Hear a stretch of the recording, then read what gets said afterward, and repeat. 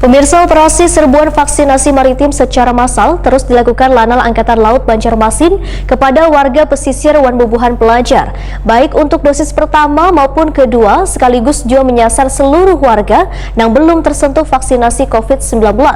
Kali ini kegiatan menyasar warga yang berada di Jalan Pembangunan Ujung, Desa Kuincerucuk, Banjarmasin Barat, beisukan Senin 25 Oktober 2021. Operasi serbuan vaksinasi maritim secara massal terus dilakukan Lanal Angkatan Laut Banjarmasin kepada warga pesisir Wan Bubuhan Pelajar baik untuk dosis pertama maupun kedua, sekaligus juga menyasar seluruh warga yang belum tersentuh vaksinasi COVID-19.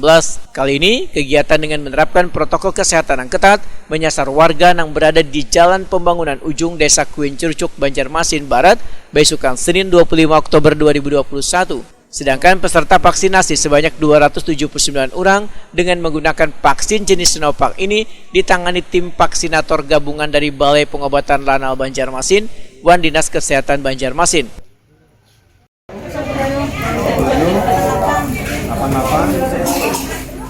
Dan Lanal Banjarmasin Kolonel Laut P. Herbiantoko MTR Hanla didampingi oleh perwira staf di sela-sela peninjauan memadakan walaupun jumlah pasien penderita COVID-19 di wilayah Kalimantan Selatan sudah bertahap turun, namun masih terlihat antusiasme warga untuk mendapatkan vaksinasi. Herbiantoko menyatakan, Lanal Banjarmasin dengan segala upaya mengerahkan kemampuan dengan menggunakan sarana yang ada, siap mendorong Wan mensukseskan program pemerintah untuk menghentikan laju penyebaran pandemi COVID-19 secara totalitas kepada warga di Banua.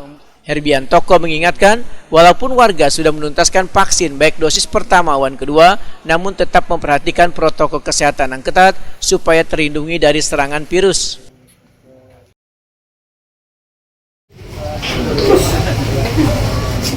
Kegiatan serbuan vaksinasi ke-50 ini sudah berhasil memvaksinasi 17.518 orang.